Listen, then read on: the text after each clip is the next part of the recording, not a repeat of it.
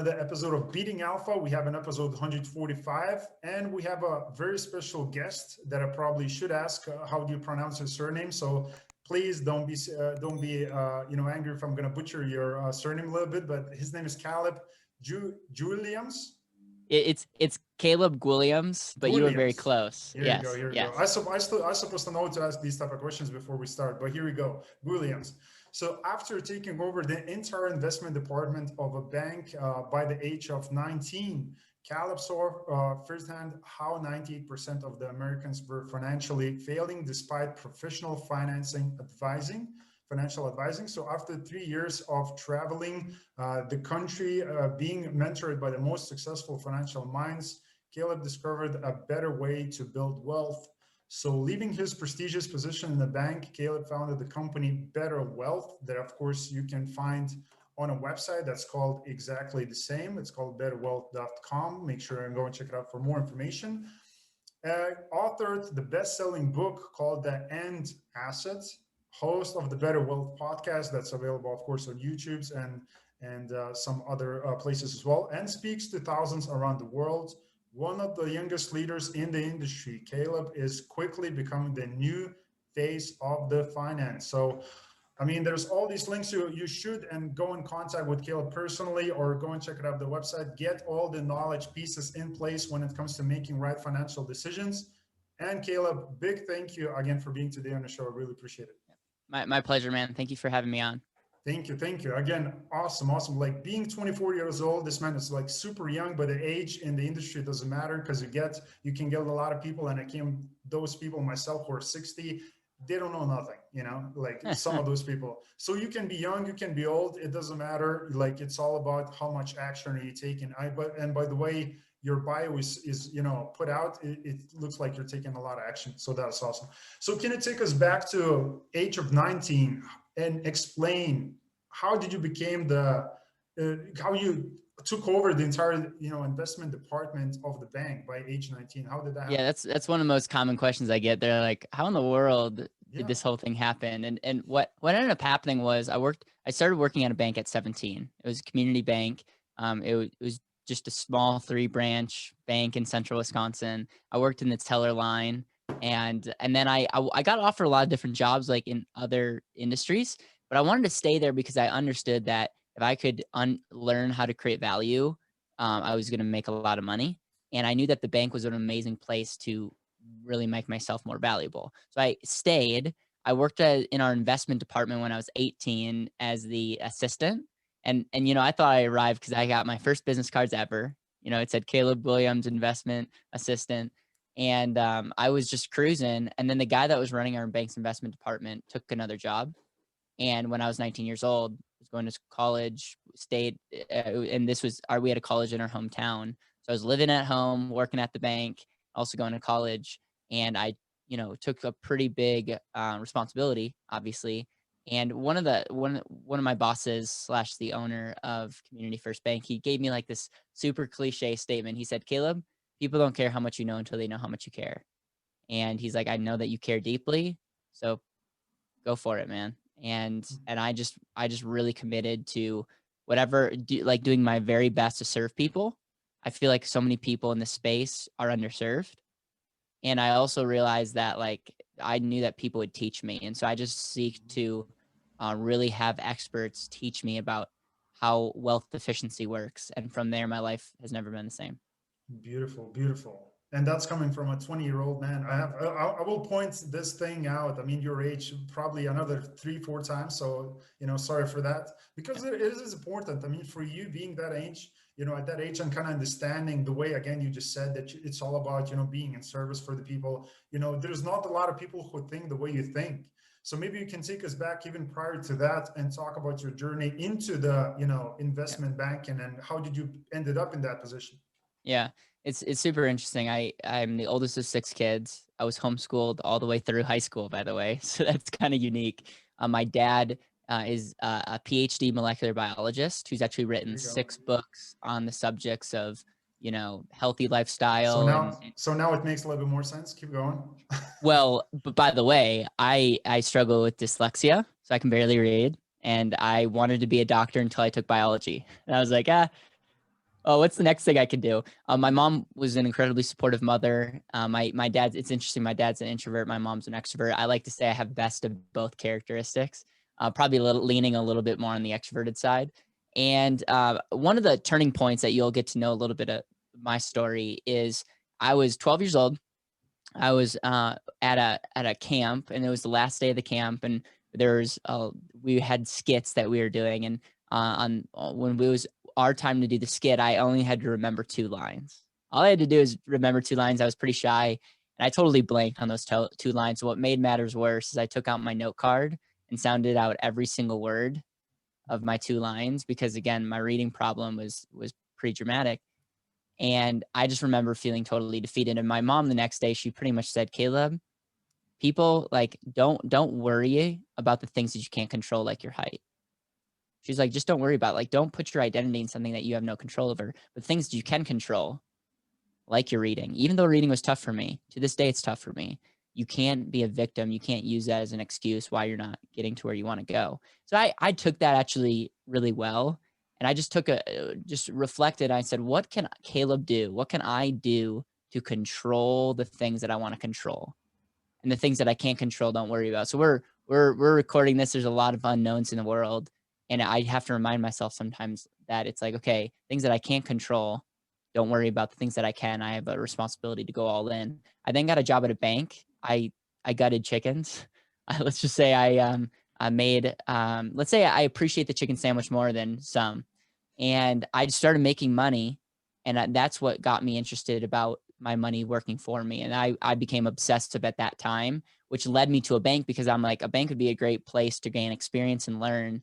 And I've just always had a personality of, I've always been young for, I shouldn't say I was going to say I was been young for my age, which wouldn't make sense. I've always been short for my age. And so I've always had to overcome that by, maturity and really seeking to understand. And so working at the bank, it was a really great learning experience for me to learn the soft skills of talking to people. And that's when I really, it was like, man, people really don't care how much you know until they know how much you care. And if you can articulate, and if you can listen, and this is really key, if you're listening to this, take notes on this. If you can articulate back why someone, like what their why is and what's important to them, you are an incredible listener. And then you'll be able to go on and serve people in an amazing way. The problem in our industry is most people don't listen. They're selling, they're speaking, they're trying to convince. Yeah. And I think there's so many people that are just convincing. And sometimes we forget why we're even doing what we're doing. Yeah, and that's something that people should be taken as a note.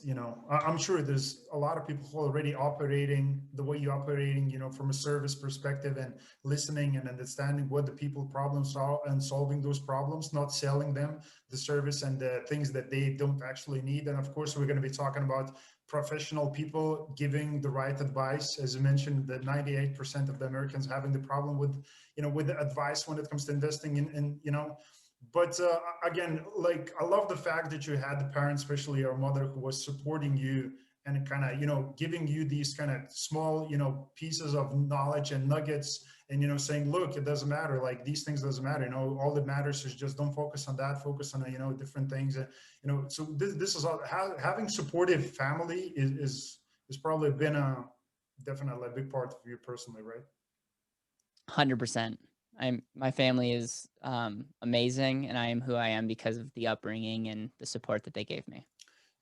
Awesome. So again, good. Congratulations on that. And your father is, doing phenomenal again work. So, but we still didn't explore the kind of the question that I wanted to ask you. So when it comes from, education, personal education part, because I do understand, and maybe you can correct me and let me know what your thoughts are. And, because you probably came across a few people like, like Gary Vee, and there is some people who are heavily on social media, and some of those people, there's two sides. One side is talking entrepreneurship is inherited, and that's why I said your father probably, there's some genes that are coming from that side, and kind of being, smart, intellectual, and human being.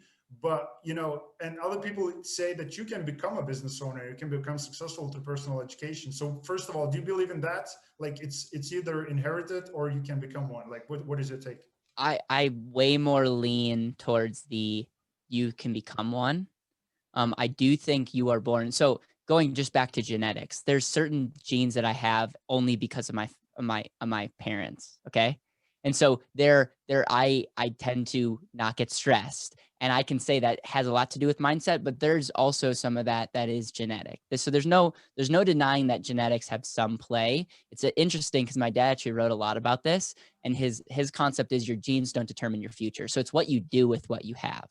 And so there are people that have amazing genetics. I have a good friend growing up, incredibly smart human being, incredibly high IQ, that's doing nothing with his life because everything came easy and he's never pushed himself. And so you have me where, yeah, school came really, really hard, but I worked on it. And that work ethic is what's gotten me to where I'm at. So I'm a big fan of Gary Vee. I'm also a big fan of Robert Kiyosaki and that philosophy. It's so interesting because yesterday on my podcast, I interviewed the millionaire next door, the Bill Danko.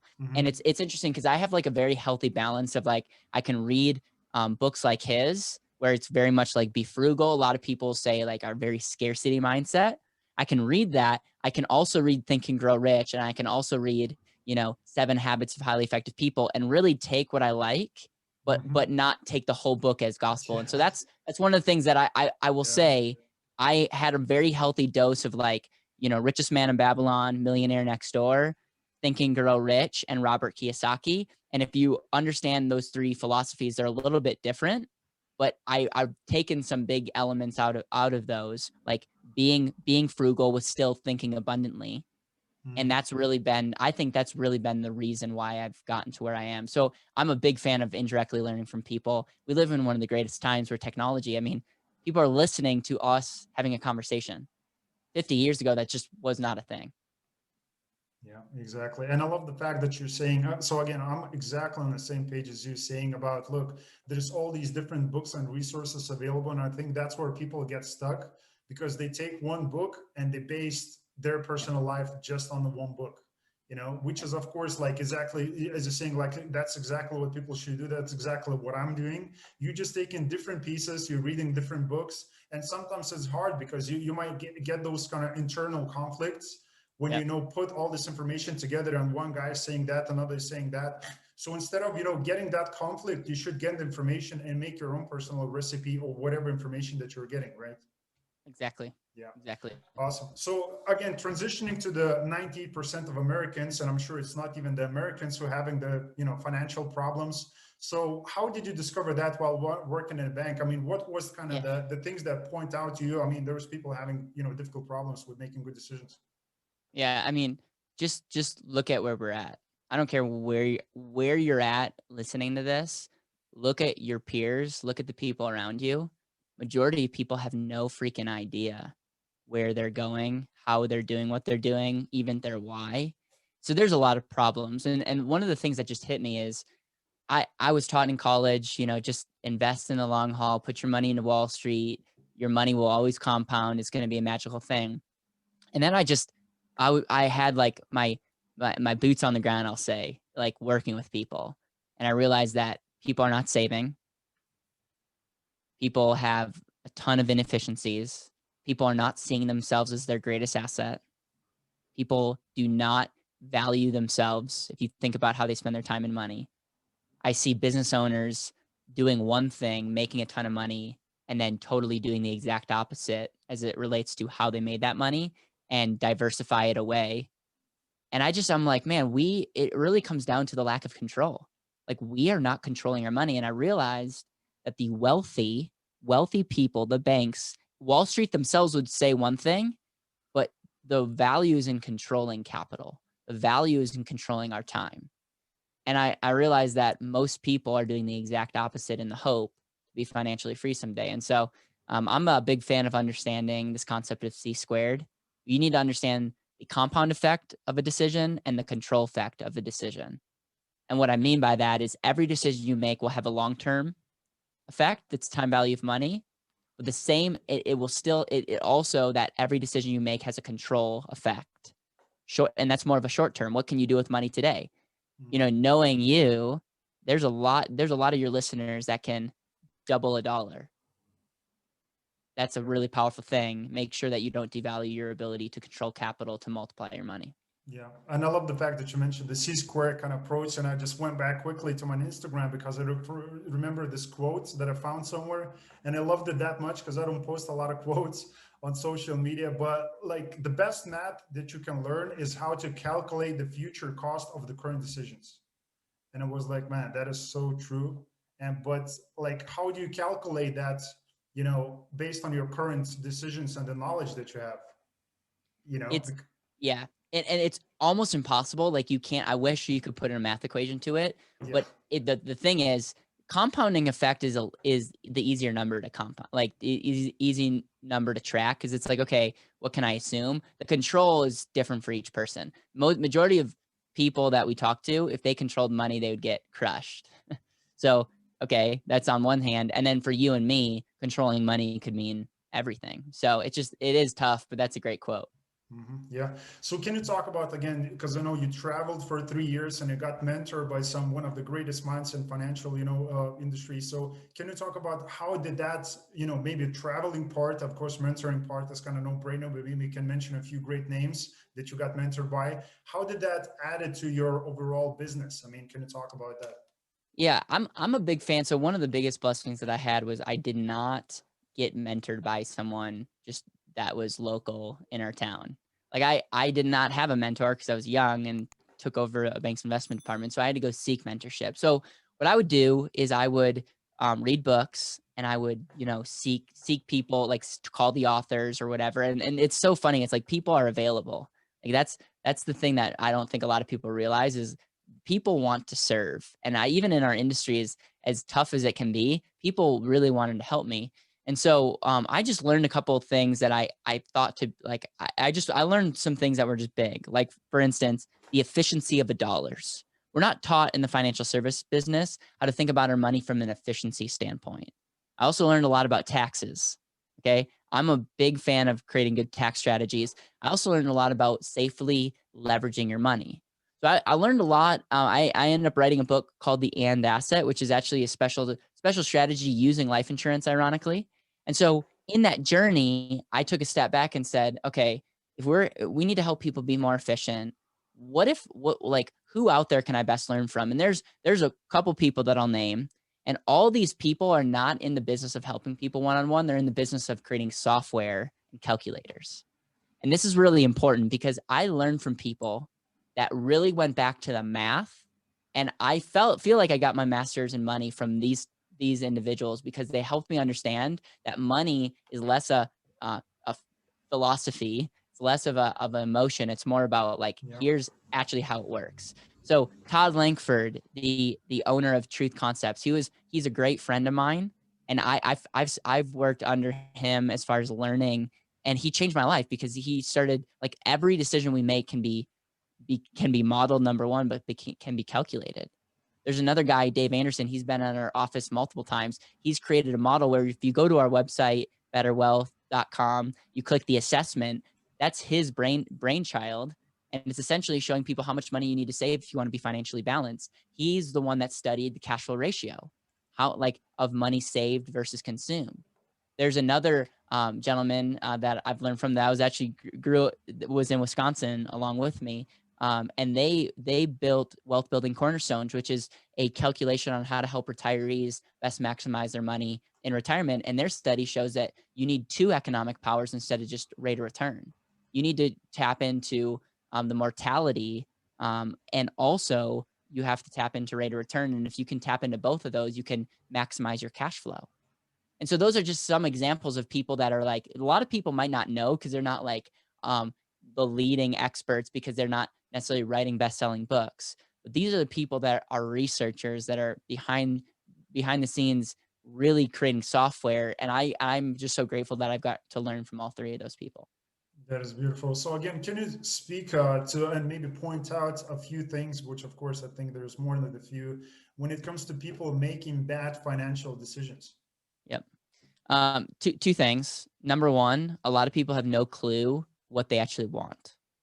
And this might sound super simplistic, but just take this for example, ROR. A lot of people think of ROR as rate of return. What if ROR stood for return on result? And if you audited your time and money and you ask yourself this one simple question, what can I do with my time and money that can give me the ideal result that I want? So number one, the biggest mistake is people are passive. They may even be actively passive, but they're not actually doing the most important thing to help them live the life that they want. Big mistake number one. Number two is majority of people are not disciplined at all. And there's something to say that there needs to be a sense of discipline, whether you're an entrepreneur or not. If you want to get traction as it relates to wealth, you need to be disciplined. And a lot of people, like, we don't live in a society that praises that. And so those are the two big issues. And I would say number two, it's like people don't know where they want to go, which is a problem. And then a lot of times people don't have discipline. But you really, to solve number two, you need to really have a clear understanding of what's important to you. Because if you don't have a sense greater than yourself, you don't have a purpose, if you don't have a goal that you're striving for, it's just so tough. It's almost impossible to get ahead if you don't have something bigger than yourself to work towards. Mm-hmm.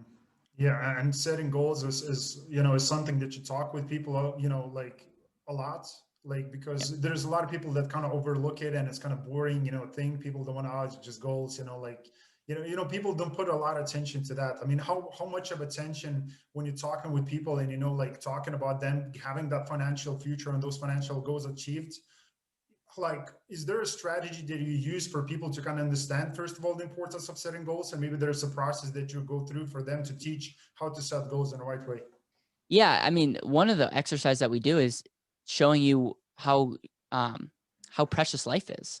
We have a one life chart that pretty much each box represents a year of your life, and we have people shade in all the boxes that they've lived.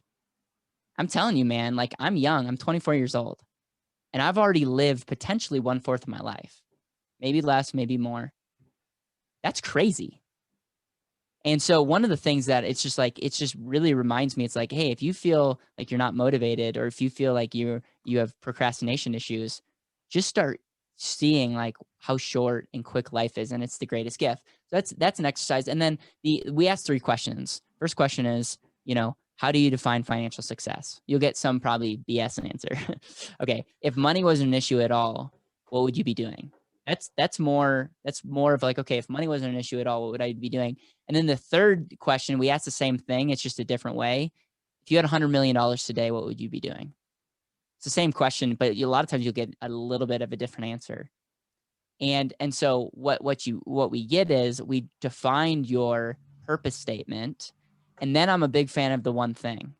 What is the one thing? Once you know where you want to go, what is the one thing that you can do with your time, resources, and your skill sets to help you get there? And if we don't do that properly, then a lot of time is wasted. And a common question I'll get is, where should I invest my money? It all depends on who you are, who's asking, what your goals are, and what you're good at. We have clients that are making a ton of money in the market. We also have a lot of clients that make a ton of money in real estate. Does that mean people should be trading the market and doing real estate? No. That means there's people that can make money in those two sectors, but really get clear about what specialized knowledge that you have and what you can be doing that can give you the most ideal result. Got it. Okay. So yeah, I love the fact, again, the book. So for additional knowledge, the book, The Ant Asset, is available, of course, on the website that you can go and grab and go through, some additional resources and information when it comes to making financial decisions, great financial decisions. One of the things that I want to talk about today, and again, you mentioned that assessment part on the website that you can go through and actually do the calculation on basically, creating better wealth for yourself. But and I see one of the things is talking about the red line, which is the consumption projections. Can you talk about that? Because we as human beings, it's all about the new phone, the new Apple computer. Exactly. It's all about the consuming. So how we can, decrease the consumption and increase that green line? Yeah. So the tool is really simple. We pretty much show how much money you have coming in, and then we ask, how much money do you save? And then you take the money that you have coming in, income, cash flow, you subtract the money that you're saving, and you get this magical number called the consumption number. This represents your taxes, your lifestyle, and any money that's consumed. the rule of thumb here is once you spend a dollar anywhere, you don't just lose that dollar, but you lose what that dollar could earn you the rest of your life. Now, there's also this thing called inflation, and inflation is essentially our dollars are getting less valuable. And so you need to spend more just to maintain what your current lifestyle is, your current consumption line is. And so one of the things that we do is this tool just on the green line just represents your consumption and then with the inflation, you can put whatever you think inflation is. I think the default's 3%, but if you think it's higher or lower, you can put that in and you essentially see the green line going up. And this just represents that in 30 years, you'll need to spend that much more money just to maintain, that's the key word, maintain what you're currently spending today. And then what we can do is the money that you're saving, we're generous. And so we say that you keep that ratio up. So as you make more money, you're going to keep that same ratio that you are now. And we also can ask like, what kind of assumptions do you want? How much money are you going to make? Maybe some of your clients can put in high numbers because they know with certainty that they can make more money. And then what we can do is just show you on a 2-line graph if your money will last, if it won't. And it's not like a strategy zone. It's just showing you like what you're currently doing. This is what it looks like. 98% of people that do this are not in balance. And it's scary. A lot of people aren't willing to tell you this. And we want to be the company that tells you the truth. But then from that, I'm telling you, there's so much that you can do from there. Yeah. So much. It's not like you're hopeless. It's just that this is reality. Yeah, and this is what the situation. Yeah. Good. So a lot of that, would you attribute like a lot of that against success when it comes to, consumption and, buying all the things that's around us? And we want to have kind of the shiny, chasing the shiny object again to the book. And of course, I love the fact that you just interviewed the man and he's going to be on your podcast. So The Millionaire Next Door, the book. So do people should be frugal about, or like, should you treat yourself from time to time still, or should be like full in, frugal, can't spend nothing, like you still wear the same clothes like 5 years straight, like you don't buy anything, like how people should go about, like does it take for somebody to create wealth like that much, or can you still spend and treat yourself a little bit? Yeah, I think there's no doubt that tracking your money is important. There's this quote that says, if you track your money, you control it. I really do believe that. And I think as it relates to, you spend your money on what you value. I'm not saying don't spend your money. I'm saying know where you're at, because a lot of people are putting their head in the sand. So I'm not a huge fan of don't just spend money just because like it's 2020 and we deserve to treat ourselves. Like actually know where you're going and then create a plan that allows you to spend on things that you really enjoy and value. So on one hand, I think a lot of people are buying things and their values are not aligned with what they're buying. They're buying it because they're friends. They're buying it because their spouse. They're buying it because they want to impress someone that they probably don't even like. So that's on that hand, I would love for you to pump the brakes and say like, is my decisions actually aligned with what I care about? But of course, if you value something, well, that's the cool thing about getting clear with where you want to go. It's not some number in retirement. Better wealth for us is all about intentional living. So living wealthy means you need to live intentionally now and in the future. So we need to figure out how to design our life, time, and money so that we can do that. It's not a someday. So that's where I disagree with the Millionaire Next Door and stuff. I don't want people to just be like, okay, never going to have coffee again and going to just be a miser my whole life. Like that, there's scarcity that seeps in that you may miss opportunities because you're so focused on reduction. Yeah. I also think though, a lot of people that read Think and Grow Rich, and they're just like, hey, I'm going to be wealthy and all this stuff. The number one mistake that they'll make is they'll run out of money before they make it. So I think there's a balance of like being frugal, living below your means, but then really seeking how can I expand my means? Mm-hmm. That's really the key. It's live below your means and continue to try to expand your means. Yeah, exactly. Reading the book, The Secret. And there's a third group of people, they're just going to read the book and they're going to say to the universe, I'm rich, and that's going to happen without them doing any work. Yeah, so those people exist as well. So look, so what is your approach when it comes to diversification? Would you believe that you should be putting your eggs in one basket, or should you diversify when it comes to making financial decisions? Yeah, that's a good question. That all depends. There's not a cookie cutter answer to that. I will say my book, The And Asset, is a sense of diversification. So essentially what I do personally is I save over 6 figures a year into overfunded life insurance. Okay, so I'm saving a ton of money towards a life insurance contract. And a lot of these are super safe. My money will grow tax-free and it'll conservatively grow the rest of my life. And so on one hand, you have to, when you're talking about diversification, you got to look at taxes along with just volatility of investments. So I create a foundation, and because of that foundation, I'm protecting myself, I'm getting growth, but I also control that capital in there. And I control it through a concept called controlled compounding. I write about this in my book. But controlled compounding essentially means I can leverage my money and it will continue to grow. And so I leverage my money and then I put it into the activity that's going to give me the best rate of return or best result. Okay. So for me right now, I'm putting my money into overfunded life insurance that's creating the foundation, but then I'm reinvesting it in my business. And I own multiple businesses. And so that is like that. I'm very clear that that is the result I want. Like that's what it's, I am really clear in what I want. And so that's a form of diversification as it relates to investing in my business, because my dollars are doing more than one job. For some people, that their investment activity might be like, hey, I'm going to spread my money 3 places. I would say for the most part, if you want to be successful, I wouldn't diversify too much, mainly because it's like diversification is really playing it safe, which is totally fine. It's my understanding that if you want to use money as a tool, the tool needs to be able to get you somewhere. And that's where I just want to encourage, like, we should stop being fearful of our money and start using it as a tool. With that said, you're going to put your money in a market or in an index. I think it's a no-brainer that you have some kind of diversification when it comes to that. Okay. So again, because I'm just thinking about the questions and I have so many different questions that I want to ask you. But what is the questions that you get the most from the people? Or maybe, you know, if we twist the question and like, yeah. The question that people ask you all the time, but it's like, it's not the, when you kind of tell to yourself, look, it's not the most important question that you're asking, which is the most important question is like, what is the thing that people should know about the finances? Yeah. Number one question I get is, where should I invest my money? And the way I answer that is, first of all, are you maximizing the money that you're making? Because in my experience, like you are your greatest asset and you are the derivative that makes everything else possible in your life. Like think about that for a second. Nothing in your life happens, all these fancy investments, like all this time, if you don't show up powerfully. So number one, it's, are you maximizing yourself, your health? Okay.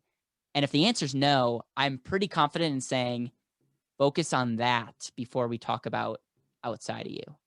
Once that's checked, then it just goes down to what's really important to you and what do you know and what will be the number one thing that you can do with your time and money that will help you get there. And that's different for each person.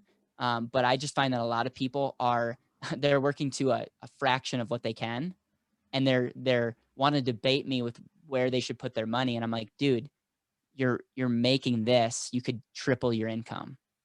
And I'm telling you, you triple your income, things get a little bit better. So it's just thinking bigger. And it's also thinking about priorities. And that's the biggest. People want a quick fix. People read my book and they're like, hey, I want an and asset, because they think that the and asset will change their life. It won't. It will create a foundation. It's a tool, but it's not going to change your life. And I think a lot of people just want that quick win, that silver bullet. And as you and I both know, consistency is not sexy, but it will be the thing that sets you apart. Caleb, that's why people click on this video on listening to this episode on iTunes, because of the of the title of the video, and they want the formula, they want the answer right now that will solve their personal problems, which of course it doesn't happen. As you said, exactly. It's through the time, through the personal experience, making, day by day, those financial decisions, learning from those and looking from different angles. And, it's just a lot of different moving pieces that are involved into, like healthy, better financial well-being, So, exactly. It's not that easy, but, of course, so talking about the university, I mean, because I'm just scrolling through it and I'm seeing there's a lot of kind of free content, what you're doing with the podcast and YouTube channels. So you're providing that constantly, having people on, just like the episode we're doing right now. But can you talk about the online courses? And I see it's coming soon. So what you're looking to put out for the people that will be available? Yeah, we're going to be putting out a debt course, because I just am so blown away by how many people are just drowning in debt. And there's actually a art and a science on how you can best pay off your debt. It's not a shotgun approach. It's actually like there is systems to be more efficient in that area. That's number one. Have a course on the and asset. The and asset, if done well, is an amazing tool. If not, can be really not so good. So we've created a course on that. And then we're also creating courses on just like how to think about money. I'm going to be shooting a video later today on the framework and how we help people with money, because I want so many people to just get that win. And so there's another course that we're making on the efficiency of cash, because I think being efficient is really, really important. And so those are some of the things to come. And we put out a podcast every day. So we're like very much out there putting out free content as well, because we just feel like education is one of those things that I want to go full force and serve as many people as possible. And then know and through that and through technology, we can do that, which is pretty amazing. Got it. So I have three more questions that I wanted to ask you. So first question is, how do you actually leverage the social media? Because, the industrial age is over now. It's all about the digital industry and everything's happening on social media level and marketing. And there's all these different approaches. And again, you're already utilizing the podcast and YouTube. So is that something that people should pay attention to? I'm talking about your, again, potential people, clients that you're working with, or just in general, should they focus on that kind of will help them to kind of maximize the efforts and the speed and shorten the time frame to reach their personal financial goals? One of the ways to answer that question is a lot of people jump into something. They jump into maybe answering that question before they have clarity on what they actually want. So I will say I would give myself a C- on what we're doing on social media. Like, we have a ton of improvement, and that's where our focus is. That's where our focus is. So I know that it's the future, but I also know that the mistakes that I've made is trying to jump ahead, trying to do this thing before I really have clarity on the back end. So I would say 100%, it's the future.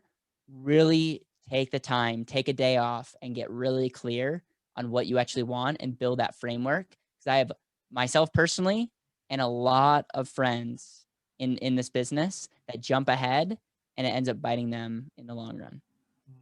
Got it. Got it. So again, before we started recording, you said, "Hey, look, you have these almost 150 episodes, and yeah, there's a lot of room for myself to personally improve as a company, because there's a lot of different moving pieces. So it doesn't matter where you are. I'm sure Jeff Bezos is now having a talk maybe with his vice president and marketing people and sitting down at a table and probably having the similar conversation how we can improve, because there's different levels of improvement."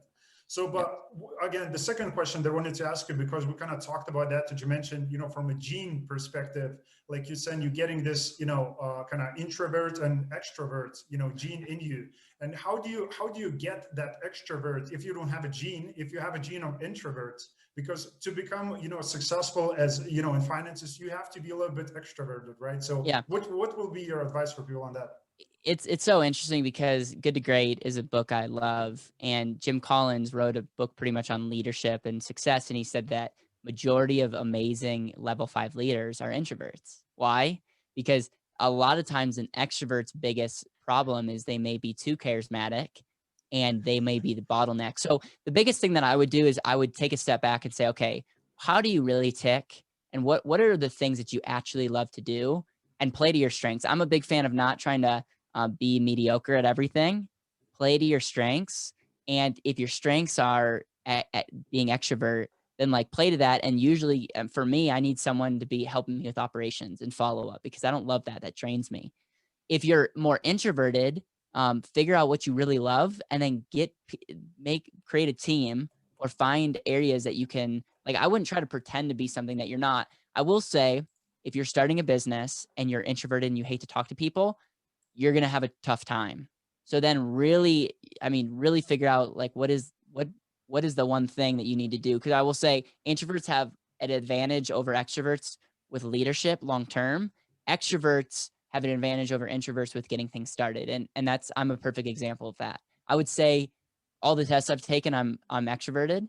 I've learned to be more introverted through my life, mainly because I just okay, by me talking, we're not learning anything. So let's take a step back and actually understand. I'm starting to say no to more things, which is hard for me, but is what you need to do to get to where you want to go. So I don't know if I answer your question. I really want to encourage people to really lean into what gets them going, and really know thyself, and then make sure that you're self-aware. And that's how I'd answer that question. Mm-hmm. And I love the fact that you said, there is not one approach in that. And again, you can utilize you being an introvert or extrovert, and you can actually learn how to become an extrovert if you're an introvert, and vice versa. So that is great to know, because sometimes you need to utilize sometimes you need to be an introvert, and you need to be extrovert, and you're going to learn how to place those both ends, and those are definitely very beneficial for people, and to build the wealth in the business. So the last question that I have, I mean, you're doing some incredible things. So first of all, congratulations on all the success that you're currently having by being 24 years old. I told you I'm going to mention that again. And, you're doing some amazing stuff, helping a lot of people making those great quality decisions when it comes to personal investments. I mean, speaking on stages, and I'm sure, starting multiple businesses right now and working different angles and different things. So we got adding a lot of value to the people. So the question is, what is the, kind of generational part for you? Like, what is the legacy that you want to leave behind? It's a great question. And it actually has nothing to do with the money space. It has to do with how you live your life. Like, if I could do one thing, it would really be to wake up people to realize that life is the most incredible gift, period, and to live it well. I see so many people floating. And if I could do one thing as a legacy to my future children, to the people that I love the most, is to encourage them to use the greatest gift, life, and use it well. There you go. And that's awesome. That's a great legacy to have. So again, guys and girls, one thing that I wanted to ask you, if you share this episode with a friend of yours, pass this episode along, because there will be a lot of great tips, strategies, techniques, tools that will help them to open their own personal gifts, and propel them into better financial, decision-making process, and just living a better quality life, because that's very important during these times. So Caleb, can't tell you enough. Thank you, again, for being today on the show and sharing all the wisdom. I really appreciate it.